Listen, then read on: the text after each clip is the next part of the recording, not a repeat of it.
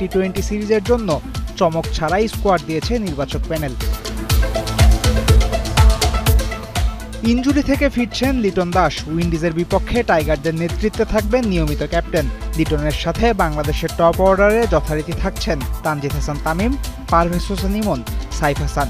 দুর্দান্ত ফর্মে থাকা সাইফের একাদশে অটো চয়েসই হওয়ার কথা। সেক্ষেত্রে তামিম ইমনের যে কোনো একজনের জায়গা হারাতে হতে পারে সাইফের কাছে।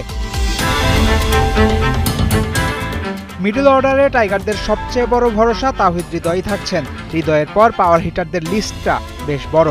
স্কোয়াডে আছেন জাকের আলী অনিক, শামীম পাটোয়ারি আর নুরুল হাসান সোহান। অবশ্য টি-20তে অভূতপূর্ব বাজে সময় কাটানো জাকের ওয়ানডে একাদশে জায়গা হারানোর পরও কিসের বিবেচনায় টি-20তে টিকে গেছেন সে প্রশ্ন আসতে পারে দর্শক মনে।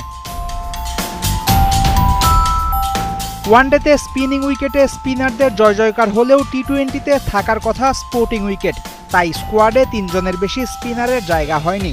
শেখ মেহেদী হাসান, নাসুম আহমেদ আর রিশাদ হোসেন জায়গা পেয়েছেন 15 জনে।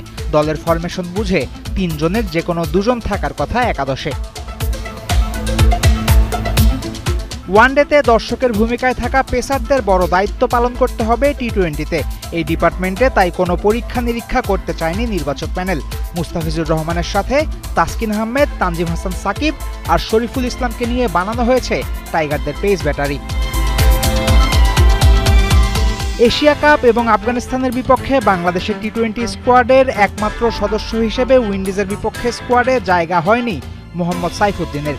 যদিও বৃহস্পতিবারই দলের সাথে চট্টগ্রামে গেছেন সাইফুদ্দিন। সেক্ষেত্রে তৃতীয় টি-20তে অথবা কেউ ইনজুরিতে পড়লে ডাক পড়তে পারে পেস বোলিং অলরাউন্ডারের। বাংলাদেশ উইন্ডিজ 3 ম্যাচের টি-20 সিরিজ শুরু হবে 27 অক্টোবর। ওই দিন সন্ধ্যা 6টায় চট্টগ্রামের বীরশ্রেষ্ঠ ফ্লাইট লেফটেন্যান্ট মতিউর রহমান স্টেডিয়ামে হবে সিরিজের প্রথম ম্যাচ।